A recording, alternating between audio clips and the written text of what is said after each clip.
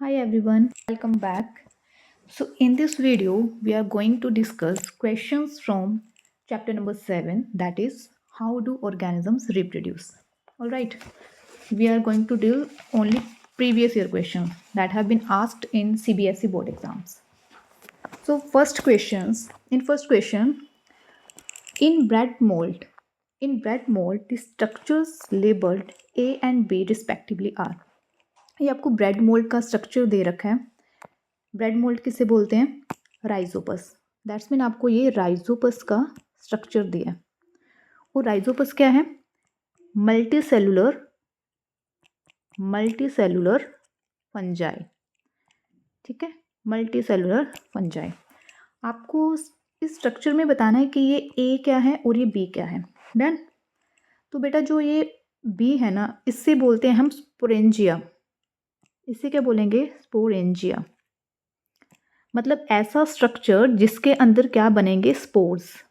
Spore bearing structure. ऐसा structure जिसके अंदर क्या बनने वाले हैं? स्पोर्स। और फिर वो स्पोर्स जर्मिनेट होंगे और एक नया राइजोपस का इंडिविजुअल बन जाएगा। डन। बाकी जो आपको ये दिखाई दे रहा है और ये सारा कुछ जितने भी पार्ट दिखाई दे रहे हैं, इसे क्या बोलते हैं हम? हाइफे। क्या बोलेंगे? हाइफे। इसे हम बोलते हैं बेटा हाइफे। ठीक। इसे हालांकि हम राइजोइड बोलते हैं, रूट्स नहीं बोलोगे, क्योंकि फंजाई में रूट्स नहीं होते। रूट्स की जगह हम बोलते हैं राइजोइड। अब आप अगर ऑप्शन देखोगे, आपको बताना है ए और बी रिस्पेक्टिवली। पहले ए का आंसर फिर बी का आंसर। ठीक है, ये ए को बोल रहे हैं हाइफे, चलो किस एक हद तक सही भी है। बी को बोल दे रहे हैं स्पोर, तो वो स्पोर तो नहीं है, वो तो स्पोरेंजिया है। डन। तो ये तो रॉन्ग हो गया। ऑप्शन नंबर बी को देखोगे तो यहाँ पर बोल रहे हैं, ए को बोल दे रहे हैं रूट। तो मैंने अभी बोला कि फंजाई फंगस के अंदर रूट्स एब्सेंट होती हैं। राइजोइड होता तो हम मान लेते, चलो ठीक था। स्पोरेंजियम दिया लेकिन रूट की वजह से ये गलत हो गया। ऑप्शन नंबर सी में बोल रहे हैं roots, A is root and B is sporangium, बिल्कुल सही। डी ऑप्शन में रूट्स एंड स्पोर्स, ये तो बिल्कुल ही गलत हो गया। Done. So now move to our next question. Question number 8, in which of the following organism multiple fusion is a mean of asexual reproduction. कौन से वाले ऑर्गेनिज्म में मल्टीपल फ्यूजन होता है? देखो, सबसे पहला ऑप्शन क्या है आपके पास? ईस्ट। ईस्ट में क्या होता है? इसमें तो बडिंग होती है। डन। ईस्ट में क्या होती है? बडिंग। और ईस्ट है क्या? ईस्ट है आपका यूनिसेलुलर फंजाई। यूनिसेलुलर फंजाई है, ठीक है, एक सेल की बनी हुई। डन। तो इसके अंदर तो बडिंग होती है। नेक्स्ट आपका ऑप्शन में है लिशमैनिया। नेक्स्ट ऑप्शन है आपका लिशमैनिया। लिशमैनिया क्या है? लिशमैनिया है एक प्रोटोजोन। लिशमैनिया आपका क्या होता है बेटा? प्रोटोजोन। और लिशमैनिया कैसे रिप्रोड्यूस करता है? लिशमैनिया एनसीईआरटी में लिशमैनिया से रिलेटेड आपको दो इन्फॉर्मेशन दे रखे हैं। एक तो ये क्या कोज करता है? लिशमैनिया क्या कोज करता है? काला अजर मतलब ब्लैक फीवर। ये ब्लैक फीवर कोज करता है। डन। और लिशमैनिया है क्या? ये क्या है? एक प्रोटोजोन मतलब सिंगल सेलुलर यूकैरियोटिक ऑर्गेनिजम्स। और लिशमैनिया कैसे डिवाइड करता है? Binary fusion, through binary fusion. और कौन से वाला बाइनरी फ्यूजन? लॉन्गिट्यूडनल। ठीक है, लॉन्गिट्यूडनल बाइनरी फ्यूजन। बिकॉज आपका जो पैरामीशियम है वो कैसा बाइनरी फ्यूजन शो करता है? ट्रांसवर्स। ठीक। सी ऑप्शन देखोगे आप तो इसमें सी ऑप्शन में दे रखा है पैरामीशियम, जो मैंने अभी बताया आपको कि पैरामीशियम, सी ऑप्शन में पैरामीशियम गिवन है। पैरामीशियम भी कैसा? ये पैरामीशियम भी आपका प्रोटोजोन है और ये भी बाइनरी फ्यूजन ही शो करेगा। बाइनरी फ्यूजन में भी कौन से वाला? ट्रांसवर्स। डन। डी ऑप्शन आपका प्लाज्मोडियम और यही आपका आंसर है। प्लाज्मोडियम क्या कॉज करता है? प्लाज्मोडियम कॉजल एजेंट है किसका? मलेरिया का। एक तो इसे मलेरियल पैरासाइट बोलते हैं क्योंकि इसकी वजह से क्या होगा? मलेरिया होगा। डन। और प्लाज्मोडियम भी क्या है, एक प्रोटोजोन है ये, प्रोटोजोन। और प्लाज्मोडियम में ही मल्टीपल फ्यूजन होगा, साइमल्टेनियसली एक सेल से काफ़ी सारे सेल्स बन जाएंगे, ठीक है। Done. So now let's move to our next question. पहले इसे इरेज कर दें। इन आवर नेक्स्ट क्वेश्चन क्या पूछ रहे हैं, ये बोल रहे हैं विच ऑफ द फॉलोइंग मैथड या फिर मैथड्स, ठीक है, एक मैथड हो सकता है या फिर ज़्यादा। Methods are useful to prevent fertilization even when ovulation occurs. क्या बोल रहे हैं कि जब ओवरी से एग रिलीज हो गया ना, उसके बाद भी फर्टिलाइजेशन को आप कैसे रोक सकते हो। डन। ओव्यूलेशन मतलब release of ovum from ovaries. Done. कौन से वाले मेथड हैं जिससे अगर ओव्यूलेशन हो भी गया फिर भी आप फर्टिलाइजेशन को रोक सकते हो। फर्टिलाइजेशन समझ रहे हो ना, फर्टिलाइजेशन मतलब fusion of male and female nuclei, gamete के न्यूक्लियाई। डन। तो पी ऑप्शन में बोल रहे हैं surgical blocking of fallopian tube. बिल्कुल, surgical blocking of fallopian tube को क्या बोलते हैं, ट्यूबेक्टोमी। इसके लिए क्या नाम है आपकी एनसीईआरटी में गिवन है, ये ट्यूबेक्टोमी। फ्लोपियन ट्यूब को कट किया जाएगा और उसके बाद उसे लाइगेट कर दिया जाएगा, ठीक है, थ्रेड के साथ उसे बांध देंगे सो दैट जो ओवरी से ओवम आ रहा है ना वो आगे ट्रांसफर ही ना हो। अगर ओवम रिलीज हो भी गया तो जब वो आगे, जब फ्लोपियन ट्यूब को ही कट कर दिया तो आगे तो वो ट्रांसफर होगी नहीं। अगर आगे ट्रांसफर नहीं होगी तो यूट्रस और फ्लोपियन ट्यूब में जाकर फर्टिलाइजेशन कैसे होगी, ठीक है। कॉपर टी, बिल्कुल कॉपर टी की हेल्प से कर सकते हैं। देन ओरल पिल्स नहीं, ओरल पिल्स का प्राइमरी रोल होता है कि ये ओवम का रिलीज नहीं होने देगी, ठीक है, ये ओव्यूलेशन को ही प्रिवेंट करती है। तो हमारे आंसर कहीं ना कहीं ये तो नहीं होगा, आर तो ऑप्शन बिल्कुल भी नहीं होगा, ठीक है। कॉन्डम, बिल्कुल कॉन्डम भी एक बैरियर का काम करता है, तो ऑब्वियसली अगर ओव्यूलेशन हो भी गया तो फर्टिलाइजेशन नहीं होगा। तो हमारा ऑप्शन कौन कौन सा सही हो जाएगा, जिसमें पी क्यू और एस होगा। पी क्यू एस मतलब ऑप्शन नंबर सी करेक्ट हो जाएगा। Done. So now let's move to our next question. In next question, they are asking if farmer wants to grow banana plants genetically similar enough to the plants already available in his field. एक farmer है, वो बनाना के plants grow करना चाहता है but वो genetically similar हो, ठीक है, जिनका डीएनए सेम हो किनकी तरह, जो उसके पास ऑलरेडी प्लांट अवेलेबल है उसके फील्ड में। तो बोल रहे हैं which one of the following method would you suggest for this purpose. तो कौन से वाला मेथड, अगर हमें डीएनए सेम चाहिए, ठीक है, सेम डीएनए चाहिए, अगर तो सेक्सुअल रिप्रोडक्शन करवा दी तभी तो वेरिएशंस आ जाएंगे। तो मतलब हमें कोई ऐसा मेथड देखना है जिसमें सेक्सुअल रिप्रोडक्शन हो रही हो, ठीक। तो इसमें और प्लांट्स में हमें पता है ये सेक्सुअल रिप्रोडक्शन कैसे होती है, वेजिटेटिव प्रोपेगेशन से, ठीक है। प्लांट्स में ये सेक्सुअल रिप्रोडक्शन अगर सेम डीएनए का ही प्लांट चाहिए हमें तो हम वेजिटेटिव रिप्रोडक्शन की हेल्प लेंगे। Done. So now moves to next question, assertion reason से रिलेटेड है। ये बोल रहे हैं असर्शन में probability of survival of an organism produced through sexual reproduction is more. बिल्कुल, ठीक है, जो ऑर्गेनिज्म सेक्सुअल रिप्रोडक्शन के थ्रू हुआ है उसकी सर्वाइवल रेट ज़्यादा होंगे, ठीक। देन किसके कंपैरिजन में, than that of organism produce through asexual mode of reproduction, क्योंकि सेक्सुअल मोड ऑफ रिप्रोडक्शन से जो ऑर्गेनिज्म हुआ है उसके अंदर हैं वेरिएशंस, उसके अंदर कुछ चेंजेस हैं, ठीक है, उसके डीएनए में कुछ चेंजेस आए हैं, हाइब्रिड काइंड ऑफ डीएनए है उसका, तो वो सर्वाइव कर जाएगा। रीज़न दे रहे हैं variation provide advantages to individual for survival. बिल्कुल, तो रीज़न भी एकदम सही है, तो option number A correct. Done. Now move to our next question. In next question, the diagram shown below depicts pollination. Choose the option that will show maximum variation in the offspring. देखो maximum variations कहाँ आएंगे, जब DNA में कुछ changes आएंगे, ठीक है। और हमें पता है पोलिनेशन दो तरह की होती है, pollination self pollination and cross pollination. Self pollination and cross pollination. और आपके एनसीईआरटी में लाइन मेंशन्ड है, सेल्फ पोलिनेशन में पोलन सेम फ्लावर से ट्रांसफर होंगे, ठीक है, पोलन फ्रॉम सेम फ्लावर के स्टिग्मा के ऊपर ही पोलन ट्रांसफर होंगे। लेकिन क्रॉस पोलिनेशन में different flowers, different flowers use हो रहे हैं। तो इसमें देखो आप ये ए के लिए है, ये बी के लिए है और ये सी को रिप्रेजेंट कर रहा है और ये वाला डी को रिप्रेजेंट कर रहा है। अगर आप ए में देखोगे तो सेम ही फ्लावर्स के पोलन उसी के स्टिग्मा के ऊपर जा रहे हैं, तो वेरिएशन के चांसेस कम हैं। सी में भी देखोगे अगर आप सेम फ्लावर्स के पोलन सेम ही फ्लावर में जा रहे हैं, उसी के स्टिग्मा पे जा रहे हैं, तो यहाँ पर भी वेरिएशंस कम हैं। बट बी में देखोगे एक प्लांट से दूसरे प्लांट के फ्लावर में जा रहे हैं।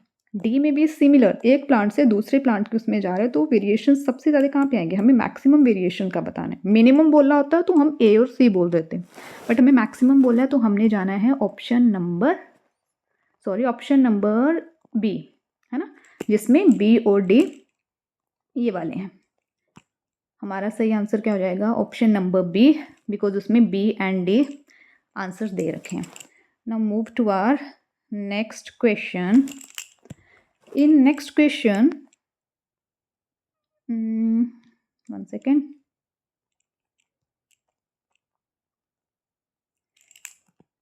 In next question, they are asking the incorrect statement about placenta. बोल रहे हैं placenta is the disc embedded in uterine wall. बिल्कुल, ये डिस्क लाइक स्ट्रक्चर है जो कहाँ पे एम्बेडेड है? यूटेराइन वॉल को। और यूटेराइन वॉल को हम और क्या बोल देते थे? एंडोमेट्रियम भी बोल देते थे, है ना, जो उसके अंदर वाली लेयर होती थी उसके लिए एंडोमेट्रियम वर्ड यूज़ कर देते थे। बी ऑप्शन बोल रहे हैं इट कंटेन्स विलाई, मतलब फिंगर लाइक, विलाई मतलब finger like projections, finger like projections.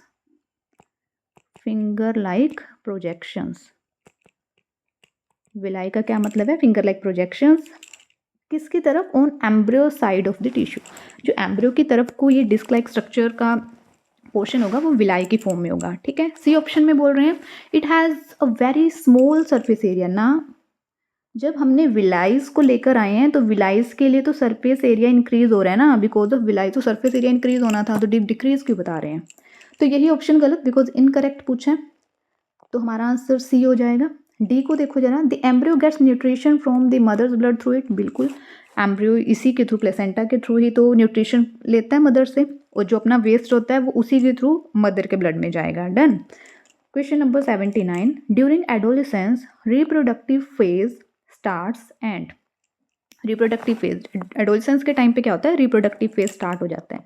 Reproductive phase start होने का मतलब जितने भी प्राइमरी और सेकेंडरी सेक्सुअल कैरेक्टर्स हैं वो डेवलप होंगे, मतलब organ, sexual organs, testis, ovaries, इनकी डेवलपमेंट स्टार्ट हो जाएगी, ये मैच्योर होने स्टार्ट हो जाएंगे, ठीक है, इनकी मैच्योरिटी होगी, ये मैच्योर होंगे मतलब अब इनके पास कैपेबिलिटीज़ हैं कि ये टेस्टिस स्पर्म बना दे और ओवरीज ओवम बना दे। डन। तो बी ए ऑप्शन में बोल रहे हैं कि ड्यूरिंग एडोलेसेंस क्या होता है? General growth rate begins to slow down. होता तो है, बात तो सही बोल रहे हैं कि general growth rate begins to slow down, क्योंकि सारी एनर्जी अब कहाँ जा रही है कि सेक्सुअल ऑर्गन्स को मैच्योर किया जाए, रिप्रोडक्टिव फेज स्टार्ट करना है। बिकॉज बी ऑप्शन में बोल रहे हैं height becomes less. Height less कैसे हो जाएगी? ऐसा तो नहीं है ना कि आप 5 फीट के हो चुके तो अभी आप 4.5 फीट के हो जाओगे, नहीं ना, गलत बात बोल रहे हैं। सी में बोल रहे हैं the body weight is reduced. नहीं, बॉडी वेट भी क्यों रिड्यूस होगा, बल्कि मसल्स का गेन हो जाएगा, ठीक है, फैट की डिपोजिशन होती है, तो ये भी गलत हो गया। डी हेयर ग्रोथ डिक्रीज नहीं इंक्रीज होते हैं, है ना, बड़े फालतू के ऑप्शन दे रखे थे इन्होंने, ये तो तीनों के तीनों गलत। ना question number 80, which one of the following is not a part of the human female reproductive system. अगर आपको फीमेल रिप्रोडक्टिव सिस्टम का स्ट्रक्चर माइंड में है तो आप इस क्वेश्चन को आराम से कर सकते हो, और माइंड में होना भी चाहिए, एग्जाम आ रहे हैं, अच्छे से फीमेल रिप्रोडक्टिव सिस्टम को देखना है, बिकॉज वहाँ से मैक्सिमम क्वेश्चन पूछे जाते हैं, इंपॉर्टेंट पार्ट है वो। ओवरीज थी, है ना, थोड़ा याद करो, ओवरीज थी, ये फिंगर लाइक प्रोजेक्शंस उसने होल्ड करके रखा था, यहाँ से हमें फ्लोपियन ट्यूब बनाएंगे, फ्लोपियन ट्यूब, और ये यूट्रस जाएगा नीचे, फिर वो वेजाइना एंड सर्विक्स आ जाएगा, ठीक है, इस तरह से था। बुक में अच्छे से देखना, हर एक का आपको नेम पता होना चाहिए, हर एक पार्ट का। इसे ओवरी बोल दोगे, इसे फेलोपियन ट्यूब बोलोगे, फेलोपियन ट्यूब या फिर ओविडक्ट, और इसे आप यूट्रस बोल दोगे। डन। इस तरह से तो अब देखो, अब जरा ओवरीज तो है भाई उसका पार्ट, ओविडक्ट भी है जिसे फ्लोपियन ट्यूब बोले, यूट्रस भी होता है, लेकिन सेमिनल वेसिकल्स नहीं होता, ये तो मेल रिप्रोडक्टिव सिस्टम का पार्ट है। right? So before moving to next question, let me erase this. Question number 81 में बोल रहे हैं testis are located outside the abdominal cavity in scrotum. बिल्कुल, जो टेस्टिस है ह्यूमंस के केस में वो आउटसाइड द एब्डोमिनल कैविटी होती है, किसके अंदर? Inside scrotum. ऐसा क्यों? क्योंकि स्पर्म की फॉर्मेशन के लिए हमें टेम्परेचर क्या चाहिए? थोड़ा कम चाहिए, लो टेम्परेचर चाहिए, अबाउट 2 to 2.5 डिग्री सेल्सियस लो, है ना। जितना बॉडी टेम्परेचर है ना उससे 2 to 2.5 डिग्री सेल्सियस कम का टेम्परेचर चाहिए। तो भी रीज़न पढ़ लेते हैं। असर्शन तो ये स्टेटमेंट तो सही बोल रहे हैं। रीज़न में बोल रहे हैं because sperm formation requires lower temperature than the normal body temperature. बिल्कुल, बिकॉज लगा के इसे पढ़ना तो रीज़न एकदम सही दे रहे हैं ये, ठीक। तो both A and R true and R is the correct explanation of the assertion A. Done. So हमारा नेक्स्ट क्वेश्चन की तरफ चलते हैं फिलहाल। नेक्स्ट क्वेश्चन, ये क्वेश्चन भी इंपॉर्टेंट है, 1 मार्क्स में आ ही जाएगा यहाँ से कुछ ना कुछ। तो the bacterial and viral infection that may be cause due to unsafe sex respectively. यार रिस्पेक्टिवली वर्ड यूज़ कर दिया, तो पहले आपको बैक्टीरियल का बताना है और फिर वायरल इन्फेक्शन के लिए। डन।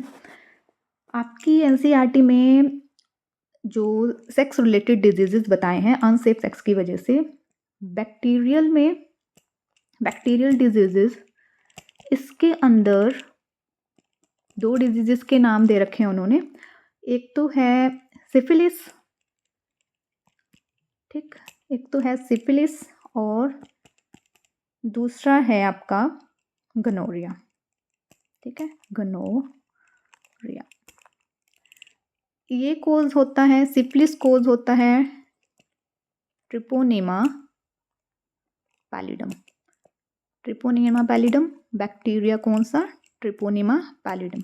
और गनोरिया कोज होता है नाइसेरिया गनोरियाई, ठीक है, नाइसेरिया गनोरियाई। डन। और दूसरी जो एग्जांपल आपकी एनसीईआरटी में मेंशन है वो है वायरल डिजीज़ के लिए। वायरल डिजीज़ में 2 एग्जांपल गिवन है, HIV और सेकंड है वॉट्स। HIV तो कॉमन है, इसका तो आपको पता होगा, ह्यूमन इम्यूनो डेफिशिएंसी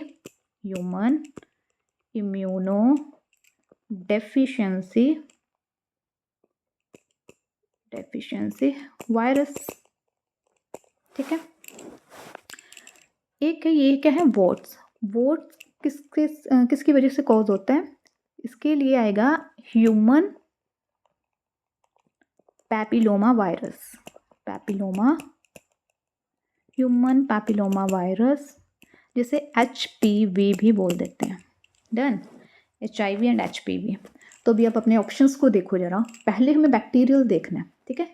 यहाँ पे तो वॉट लिख दिया तो ये तो वायरल है, HPV से कोज होगा, HIV एड्स से तो वायरस है, वायरल डिजीज़ है। यहाँ पर है गनोरिया और सिफिलिस, दोनों को दोनों बैक्टीरियल बता दिए। डी ऑप्शन करेक्ट है। सिफिलिस हमारा ट्रिपोनेमा पैलिडम की वजह से हो रहा है जो कि एक बैक्टीरिया है, और वॉट किसकी वजह से हो रहे हैं? Human papilloma virus. तो हमारा राइट ऑप्शन क्या हो जाएगा? Option number D. Now let's move to our next question. Which of the following technique is used as contraceptive method in males only. सिर्फ और सिर्फ मेल में बता रहे हैं कि कॉन्ट्रासेप्टिव मेथड्स कौन से यूज़ करेंगे। कॉन्ट्रासेप्टिव मेथड्स क्या होते हैं? ऐसे मेथड्स जिसकी वजह से फर्टिलाइजेशन नहीं होगी, ठीक है। फर्टिलाइजेशन होगी तो इम्प्लांटेशन नहीं होगी। डन। तो आपसे पूछा है कि मेल्स में कौन सा कोज हो रहा है, तो मेल्स में कॉपर टी तो फीमेल्स में होती है, कॉपर टी का यूज़ फीमेल में होगा। ओरल पिल्स फीमेल्स ही यूज़ करती हैं। ब्लॉकेज ऑफ फेलोपियन ट्यूब, मतलब वही ट्यूबेक्टोमी की बात कर रहे हैं, ट्यूबेक्टोमी,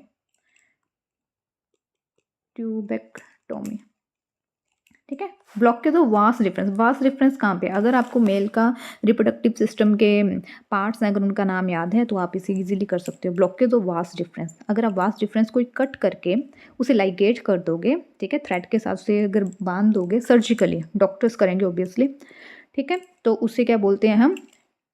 वैसेक्टोमी। डन। तो हमारा ऑप्शन नंबर डी सही हो जाएगा। हमसे मेल में पूछा कि कॉन्ट्रासेप्टिव मेथड बताने हैं हमें, किसमें, मेल्स में, तो ब्रोंकियो तो vast difference.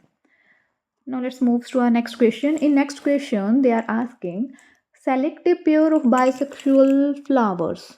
Bisexual, bis mean two, तो bisexual मतलब ऐसे फ्लावर जिनके पास दोनों की दोनों सेक्सुअल ऑर्गन्स हैं, मतलब पिस्टल भी प्रेजेंट है प्लस स्टेमन्स भी प्रेजेंट है, ठीक। और आपके एनसीईआरटी में बाइसेक्सुअल फ्लावर के दो एग्जाम्पल दे रखे हैं, that is hibiscus, hibiscus and mustard. Hibiscus मतलब चाइना रोज, डन। और यूनिसेक्सुअल फ्लावर के भी दो ही एग्जाम्पल दिए हुए हैं। यूनिसेक्सुअल फ्लावर, यूनिसेक्सुअल फ्लावर में क्या है, आइदर स्टेमन और पिस्टिल इज प्रेजेंट, या तो स्टेमन प्रेजेंट होंगे या फिर पिस्टिल प्रेजेंट होगा, डन। और इसके एग्जाम्पल आपको उसमें पपाया एंड वाटरमेलन गिवन है, पपाया एंड वाटरमेलन, ठीक है जी।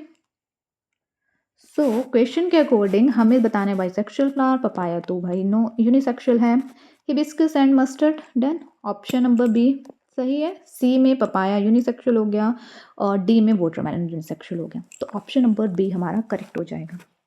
Now question number 44, the correct और true statements for a bisexual flower. Bisexual flower के लिए सही स्टेटमेंट बतानी है।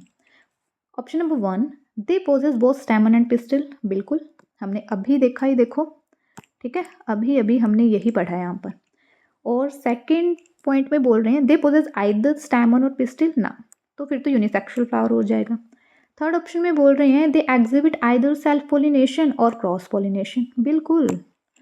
अगर आपके फ्लावर के पास पिस्टिल और स्टेमन दोनों प्रेजेंट हैं तो उसकी चॉइस है, या तो वो सेल्फ पोलिनेशन कर ले, अपने ही स्टेमन पिस्टिल के ऊपर ट्रांसफ़र कर दे, या फिर क्रॉस पोलिनेशन कर ले, अपने स्टेमन के जो पोलन्स होंगे उसे दूसरे किसी फ्लावर के पास भी ट्रांसफ़र कर सकते हैं, तो ये वाला ऑप्शन भी सही है।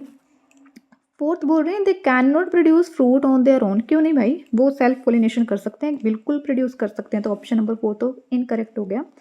सो हमारा आंसर क्या हो जाएगा, ऑप्शन नंबर सी, जिसमें 1 और 3 बोथ हैं, डन जी। नेक्स्ट है आपका question, question number 45। In question number 45, they have asked the part of seed which is a source of food during germination of seed, कि जब आपका सीड जर्मिनेट करेगा, अभी आपने उसे मिट्टी में सो कर रखा है, ठीक है, सॉइल में सो कर रखा है, तो उस टाइम उसे न्यूट्रिशन कौन प्रोवाइड करेगा, जो एम्ब्रियो है उसके अंदर छोटा सा, जिससे भी प्लांट बनेगा पूरा, उसे न्यूट्रिशन कौन प्रोवाइड करेगा, तो उसका आंसर हो जाएगा कोटिलेडन। क्योंकि हमने देखा था आपके एनसीईआरटी में जो डायग्राम दे रखा है उसमें चने का सीड दिखा रखा है, ठीक है, ग्राम सीड, इस तरह से ऐसे कुछ करके स्ट्रक्चर है, ये पूरा जो ये दिखाया ना मैंने, ये जो बना रही हूँ ये वाला पोर्शन, ये क्या है, ये एम्ब्रियो है, डन। और जो ये ऊपर का पार्ट है इसे क्या बोलोगे आप, प्लूम्यूल, इसे बोलते हो प्लूम्यूल। जो ये नीचे का पार्ट है इसे बोलते हैं radical, done.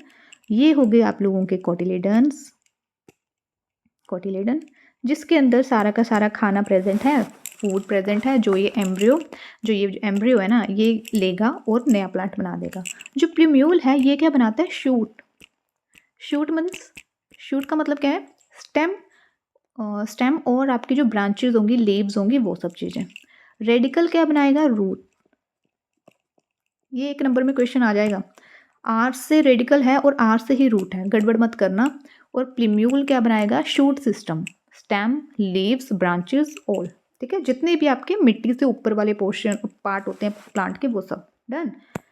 So now let move to our question number 46। In question number 46 they have asked about, sorry, one second. In question number 46, they are asking the number of chromosomes in parents and offspring of a particular species undergoing sexual reproduction remain constant due to, कि number of chromosomes parents में और जो नया offspring बन रहा है ना किसी भी पर्टिकुलर स्पीशीज़ में, पर्टिकुलर स्पीशीज़ मतलब अगर ह्यूमंस की बात करें तो ह्यूमंस की ही, डॉग्स की बात हो रही है तो डॉग्स की ही बात करनी है, किसी प्लांट की बात हो रही है, मैंगो की बात हो रही है तो मैंगो की ही, ठीक है, किसी भी एक पर्टिकुलर स्पीशीज़ में, कि पेरेंट्स के अंदर जितने क्रोमोसोम हैं उतने ही क्रोमोसोम्स किसके पास रह रहे हैं, उतने ही बच्चे के पास आगे जा रहे हैं। ऐसा क्यों, क्योंकि हम लोगों ने देख रखा है कि अगर पेरेंट के पास 46 क्रोमोसोम्स हैं, ठीक, मतलब 23 पेयर्स। तो जब गैमेट्स बनेंगे, जब गैमेट्स बनते हैं तभी क्या होता है, मियोसिस होती है, मियोसिस 1 एंड मियोसिस 2, और उस टाइम जो क्रोमोसोम्स है ना वो हाफ हो जाते हैं। गैमेट, एक गैमेट के अंदर 23 जाएंगे, दूसरे गैमेट के अंदर भी 23 जाएंगे। लेकिन जब फ्यूज़न होगा, अगर मान लो ये स्पर्म वाला गैमेट है और ये ओवम वाला गैमेट है, जब फ्यूज़न होगा तभी आपस में फिर से फ्यूज़ होके जाइगोट बनाएंगे ना, जिसके अंदर 23 + 23 मतलब 23 pair which is equal to 46 chromosomes आ गए। तो ये बोल रहे हैं कि जो नया ऑफस्प्रिंग बन रहा है ना उसके पास ये कैसे आ रहे हैं, तो ये आ रहे हैं बिकॉज ऑफ दिस, जो हमने गैमेट्स बनाए ना, गैमेट्स फॉर्मेशन के टाइम में जो क्रोमोसोम्स हाफ हुए हैं उसकी वजह से। तो अभी हम ऑप्शंस रीड करते हैं। फर्स्ट ऑप्शन में है doubling of chromosomes after zygote. नहीं, क्रोमोसोम की डबलिंग नहीं होती है, जाइगोट के बनने के बाद तो बिल्कुल कुछ नहीं हो रहा है, तो ऑप्शन नंबर 1 गलत हो गया। बी बोल रहे हैं halving the chromosomes after zygote formation. भाई ये है जाइगोट, जाइगोट के बाद हम क्रोमोसोम्स को हाफ क्यों करेंगे, गलत। हाफ कर दिया फिर तो 23 आ जाएंगे ना। सी है doubling of chromosomes before gamete formation. Gamete formation के टाइम अगर हम डबलिंग कर देंगे तो 46 × 46 कितना हो जाएगा, बड़ी गड़बड़ होगी। तो ये तीनों के तीनों ऑप्शन कैसे हैं, गलत।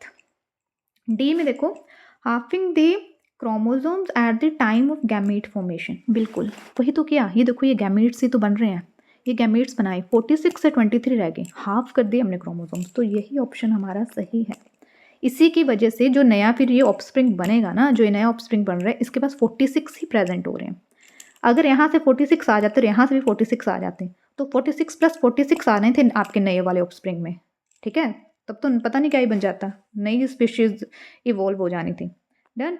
सो now move to our next question, question number 47। In question number 47 the stamen contains, बोल रहे हैं कि स्टैमन के अंदर क्या होता है।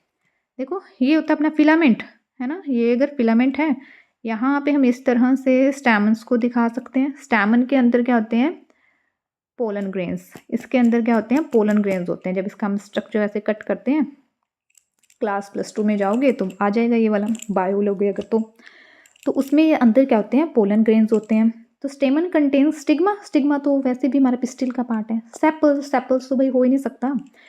ओव्यूल तो हमारे फिर से पिस्टिल के अंदर होगा, तो आंसर में क्या आ गया, बस पोलन ग्रेन, तो बी ऑप्शन सही हो जाएगा। In question number 48 seeds are called product of sexual reproduction because they, कि जो सीड्स हैं वो किसका प्रोडक्ट बोलते हैं हम, सेक्सुअल रिप्रोडक्शन का। क्योंकि सीड्स कैसे बने थे, थोड़ा सा अगर याद हो आप लोगों को, डबल फर्टिलाइजेशन होता है ना, डबल फर्टिलाइजेशन था, फीमेल गैमेटोफाइट, यहाँ पर ओवरी, एग, सॉरी ओवरी बोल दिया मैंने, एग था, एग सेल था, यहाँ पे साइनर्जिड्स थे, यहाँ एंटीपोडल सेल्स थे, ठीक।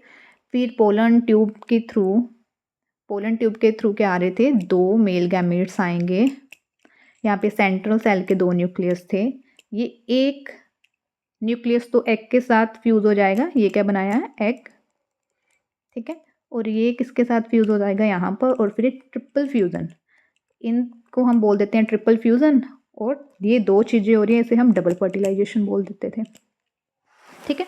ऐसे ही हमारा सीड बनेगा, एग से फिर ये फर्दर जाइगोट बन जाएगा, ठीक है, पूरा का पूरा सीड, पूरा का पूरा ये किसमें, सीड में कन्वर्ट हो जाएगा। तो सीड्स आर किसके प्रोडक्ट हैं, सेक्सुअल रिप्रोडक्शन के, because they give rise to new plants, ठीक है।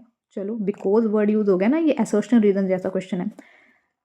ए ऑप्शन ठीक है पर इतना भी अच्छा नहीं है। हम नेक्स्ट ऑप्शन पढ़ते हैं। Are formed by fusion of gametes, बिल्कुल है ना, सेक्सुअल रिप्रोडक्शन हम उसी को तो बोलते हैं जहाँ पे फॉर्मेशन ऑफ गैमेट्स होती है और फिर वो गैमेट्स फ्यूज होते हैं। Done. Are formed by fusion of pollen tubes, ना ये तो पता नहीं क्या बकवास कर रहे हैं। डी ऑप्शन में can survive for a longer period, नहीं ऐसा भी कुछ नहीं है, तो ऑप्शन नंबर बी हमारा एकदम सही। Done. Now question number 49, fertilization is the process of, fertilization is the process of, क्या हो रहा है फर्टिलाइजेशन में, transfer of male gamete to female gamete, transfer कर रहे हैं या फिर फ्यूजन कर रहे हैं, fusion of nuclei of male and female gamete, ये परफेक्ट सा नहीं है, परफेक्ट वर्डिंग, फ्यूजन करवा रहे हो किसका, न्यूक्लियाई का, किसके nucleus, male and female gamete के। डन। सी ऑप्शन में बोले adhesion of male and female reproductive organ, ना ऐसा भी कुछ नहीं, एडहेशन क्यों करवाना है।